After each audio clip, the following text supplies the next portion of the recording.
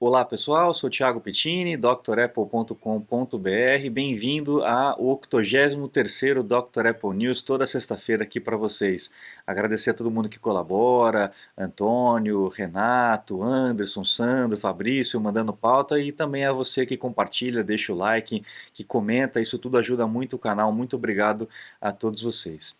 E vamos lá, antes de começar, lembrar dos cursos novos, né? Tem vários cursos novos ali no site drapple.com.br, o curso do Big Sur, do iPad OS 14, do iOS 14, o curso Mac no dia a dia para você aprender a usar o Mac como eu uso, com as minhas dicas, com os meus atalhos, os cursos do Pages, Numbers e Keynote atualizados na versão 10, essa versão para o Big Sur, aproveita para aprender esses recursos que eles têm, e em breve, semana que vem, vai lançar o curso do Fotos também, versão 6. Então fique ligado que daqui a pouquinho mais um curso sendo lançado para vocês aproveitarem lá no site. Mas vamos lá para as nossas notícias. A gente vai começar com algumas notícias históricas, como a gente sempre faz, né? Dia 7 de fevereiro de 81, o Steve Wozniak ele sofreu um acidente de avião. Nessa época ele estava casando e ele tinha ido, ele ia visitar, na verdade ele foi, né, visitar o tio da esposa dele, que iria fazer um anel sob demanda, né, feito à mão, e ele tinha 50 horas de voo só, ele era apaixonado por aviação, mas não tinha muita prática. Ele acabou estolando, né, ele acabou perdendo o controle do avião, perdendo a sustentação do avião, caiu ali perto da pista, numa cerca, e acabou se machucando, tendo amnésia, ficou afastado aí por um bom tempo, né? Se eu não me engano, foram 2 anos, ou um ano e meio que ele ficou afastado da Apple.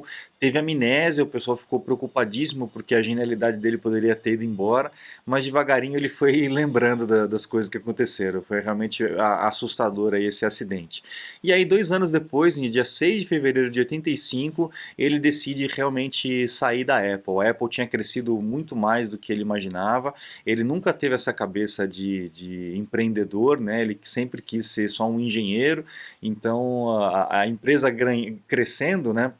Isso assustou bastante o Wozniak, que nunca foi muito dessa praia, né? Quem assistiu aí a história da Apple, inclusive, percebeu aí que eu contei que ele relutou em abandonar a HP para poder investir na Apple, né? Trabalhar 100% na Apple. É aceitável, né? Naquela situação a gente não saberia o que ia acontecer com a Apple, mas ele sempre teve essa cabeça mais tranquila. Então, em 85, né? 85, isso, 85, ele resolveu finalmente sair da Apple, mas ele não saiu totalmente, ele continua fazendo parte do conselho e ele continua recebendo um salário, então ele ainda é dono da Apple, mas ele não atua mais lá dentro como atuava antigamente, né? Ficou muito chateado com o Steve, o jeito que o Steve estava lidando com as coisas e tal, e, enfim, é uma história um pouco mais longa. Depois de alguns anos, em 93, né, em 9 de fevereiro de 93, o Steve já tinha sido expulso, né, lá da Apple e pelo conselho, né, e ele abriu a Next. Também a gente vai ver isso lá na história da Apple. E essa Next ela tinha um intuito aí de fazer computadores muito bons, super potentes, voltados para a indústria, voltados para pesquisa, voltados para universidades e tudo mais. Só que o Steve era tão maluco com as ideias fixas de perfeição na cabeça dele, de fazer um cubo perfeito, enfim, ele elevou o projeto de uma forma tão grande que a empresa começou a patinar, mesmo já vendendo unidades, tendo encomenda de outras empresas como a Canon, por exemplo, eles não conseguiram levar para frente, e nesse dia, no dia 9 de fevereiro de 93, a Next decidiu parar de fazer hardware e focar no sistema operacional, no Next Step, que é a fundação ou fundamento do macOS que nós temos hoje, o Big Sur. O tataravô aí do Big Sur é o Next Step, é o sistema que rodava nessas máquinas aqui e que depois a Apple comprou. A gente também vai chegar lá nesse ponto, né? Bom, dia 5 de fevereiro de 2008, o iPhone tinha sido lançado aí com capacidades pequenas de 6 e 8 GB, e acho que foram alguns meses depois, 6 meses depois, olha só, 6 meses depois, a Apple lançou o iPhone Classic, né, ou o Original iPhone, com 16 GB de armazenamento, que era um luxo naquela época. Nossa, não tinha. pendrive de 16 GB naquela época era o olho da cara, era uma coisa assim fora do comum, né? E o iPhone já vinha com 16 GB aí, precedendo toda essa necessidade que nós temos de armazenamento nos equipamentos. Cada vez precisamos de mais, né?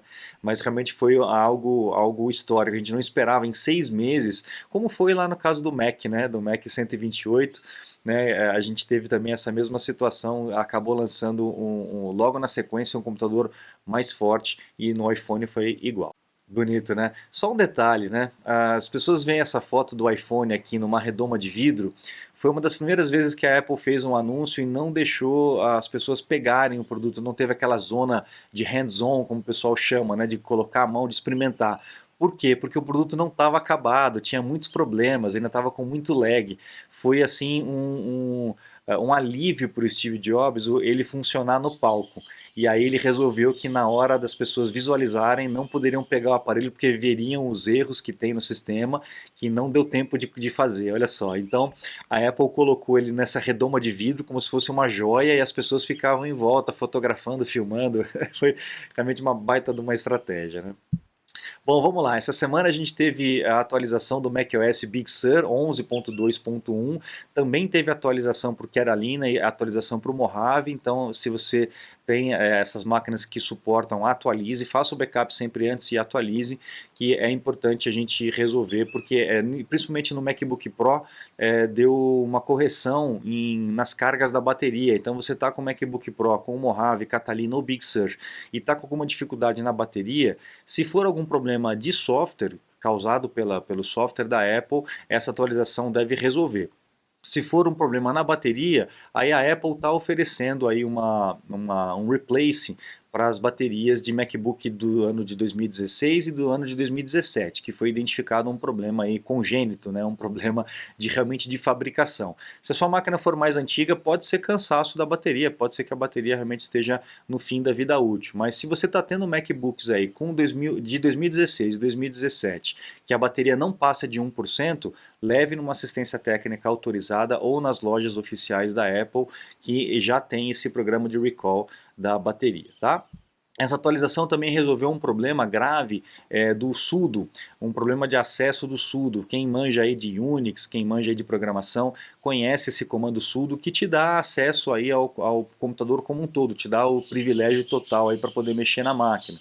E aí existia uma falha nesse sudo com relação ao macOS Big Sur que foi corrigido aí nessa atualização. Então é importante, atualize e faça o backup e atualize, tá? Essa semana, o Armstrong me mandou na semana passada, eu já estava acompanhando isso desde janeiro, que houve um vazamento grande de dados, grande não, um vazamento enorme de dados de brasileiros. Eu esperei passar um pouquinho de tempo para essa notícia amadurecer, para a gente ter um pouquinho mais de informação, para poder mostrar para vocês. Então, em janeiro, no final de janeiro, houve um vazamento de 220 milhões de dados de pessoas, né? Mais até do que tem de população no Brasil. Muita gente achou que era fake news por conta disso, mas não, é que tem dados também de falecidos. Então, mais de 220 milhões de dados foram vazados. E é uma situação muito complicada, viu, pessoal? O pessoal ficou achando que era da Serasa Experian que tinha vazado esses dados.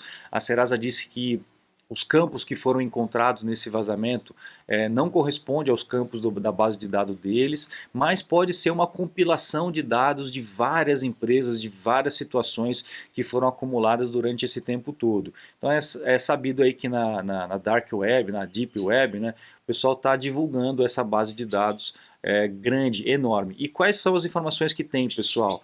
Nome, CPF, registros de emprego, histórico de salários, informações de carros, ó, também teve vazamento do Detran ali, 100 milhões de dados de veículos, então placa, chassi, numeração, dono, transferências, enfim, informações enormes, pessoal, número de telefone, endereço. Então foi um vazamento assim absurdo, absurdo. São 23 GB de informação só dessa parte do Detran, com 104 milhões, 193, 191, 193 mil, 190, 161 carros, motos e outros tipos de veículo. Então, ó, 23 gigas só desses dados de veículos, sem contar os outros 220 milhões que foram divulgados. O Denatran está dizendo que são dados de veículos registrados em dezembro de 2020, né, eram 107 milhões e foi vazado 104 milhões, então está bem perto da base de dados real. Então fique atento, pessoal, porque qual que é o problema com isso? Né? CNH, número de CNH, enfim, está tudo vazado, todas as informações vazaram. Qual que é a grande preocupação com relação a isso? Pessoas em posse dessas informações podem conseguir ou tentar fazer clonagens de veículos, podem tentar ou conseguir requisitar redefinições de senhas, podem tentar fazer qualquer tipo de golpe para poder clonar o teu nome, fazer um empréstimo, fazer uma compra parcelada, tudo com essas informações, dependendo do que a loja vai pedir para a pessoa. Só com essas informações, sem comprovação nenhuma, a pessoa consegue fazer. Então fique atento com as suas finanças, fique atento com os seus dados, converse com o teu banco, o que pode ser feito, de repente trocar de conta, alguma coisa assim. Fique atento, acompanhe tudo o que está acontecendo, porque depois dessa leva de vazamento, com certeza a gente vai ter uma leva grande de fraudes aí acontecendo e pode pegar qualquer um, porque foi tudo vazado, realmente todas essas informações estão vazadas. Então fique atento, pessoal, confiram aí as suas contas, os seus dados, o que for possível trocar, troque, para não correr esses riscos, ok? Bom, vamos lá. Essa semana aí os namoricos, né, da Apple com as empresas de carro, Kia, Hyundai e tal, mas parece que a Hyundai saiu fora do campo de negociação e a Nissan entrou. Então ainda é tudo muito rumor, né, muita especulação, não dá para a gente ter certeza o que vai ser, o que não vai ser. O fato é que a gente sabe que a Apple está trabalhando mesmo num carro, já vem falando isso há muito tempo, e esse processo está andando, né, ela está entrando em contato com fabricantes e tal, então em breve a gente vai ter aí um carro, ou um carro feito pela Apple, ou um carro em parceria com outra empresa com muita tecnologia da Apple lá dentro. Vamos ver qual que é o caminho que a Apple vai levar, tá? Você sente que está desperdiçando seu Mac, iPhone e iPad? Acesse drapple.com.br e matricule-se nos cursos completos. Confere lá no site. Esse assunto é um assunto interessante. Às vezes eu trago aqui informações de pessoas que se salvaram por conta do iPhone, por conta do Apple Watch, né? Sempre eu recebo notícias aqui de vocês, agradeço. Eu não coloco sempre aqui porque acaba ficando redundante, né? Toda semana falando a mesma coisa. Mas esse foi um assunto interessante. Esse assunto aqui, o aplicativo de saúde do iPhone, que faz o registro das suas informações de saúde, ele acabou sendo utilizado como prova para condenar ou então para manter a prisão, na verdade, do marido de uma moça que foi assassinada. O que ele contou para a polícia? Ele contou que ele chegou em casa e ele foi dormir, quer ver, deixa eu pegar aqui os horários certinho. Ele foi dormir às 10h30 e acordou às 5 horas da manhã, 6 horas da manhã. Só que o que aconteceu? E a mulher dele não tinha chegado ainda. A mulher dele tinha saído, alguma coisa assim. E a mulher dele foi encontrada no dia seguinte, morta, com uma garrafada na cabeça, foi encontrada morta no dia seguinte. E ele falou que não viu nada porque ele estava dormindo nesse horário. Eles compararam o Apple Watch, né, a informação do Apple Watch que está no aplicativo saúde dele e dela, e viu que ele se levantou no momento em que ela chegou em casa, e ele se movimentou, ele deu cerca de 18 passos nesse lapso de tempo, que ele dizia que ele estava dormindo, e foi exatamente o momento em que ela chegou e o Apple Watch parou de receber sinal. Então, na hora que ela parou de se movimentar. E ele estava se movimentando nesse momento. Então, a polícia acabou utilizando isso como prova para poder condenar aí o possível assassino dessa esposa, dessa moça, né? Olha só que coisa interessante. Como as nossas informações vai deixando rastro, às vezes sem a gente nem saber, né? Bom, a gente sabe que a Apple também está trabalhando forte na questão de realidade aumentada e realidade virtual, e tem mais uma patente aqui de um objeto que possa, dois objetos no caso, que possam misturar aí a realidade com o virtual e tornar a nossa interação com esses equipamentos, com o iPhone, com o Mac e tal, de uma forma muito mais livre do que dentro de um equipamento só fixo, né? Então você vai poder botar um óculos e talvez com uma base você poder colocar o display aí numa forma mesclada com o mundo. Vai ser muito legal, muito bacana. Então vamos ver que a Apple vai fazer isso acontecer em breve. E a gente chega aí à marca de 100 milhões de pessoas utilizando o Apple Watch. Olha só a curva de crescimento do Apple Watch, olha só que absurdo. E essas questões de saúde são determinantes aí para a busca por esse equipamento. Eu vejo muitos senhores e senhoras utilizando o Apple Watch, às vezes até dado pelos filhos, pelos netos e tal, por questão do SOS, questão do sensor de queda, das medições de batimento cardíaco, de eletrocardiograma. Então é um produto, a medição do sono, né, o acompanhamento do sono. Meus pais mesmo usam e realmente eles têm gostado bastante, é muito bom. Então eu recomendo que se você puder, se você conseguir, eu recomendo que você adquira aí um Apple Watch que realmente é muito útil. Eu achava que no começo era mais um acessório e tal, mas hoje eu percebo que ele é um equipamento muito útil que inclusive me evita de ficar mexendo no telefone ao mesmo tempo. Muita coisa eu já resolvo direto pelo relógio. Ok, pessoal? Então é isso, eu fico por aqui. Não se esqueça de acessar o site, conhecer os cursos completos que nós temos lá disponível para vocês, inclusive os cursos atualizados e os meus contatos para uma necessidade técnica de um suporte, uma consulta técnica online. Eu fico por aqui, muito obrigado, um grande abraço e até a próxima. Tchau, tchau.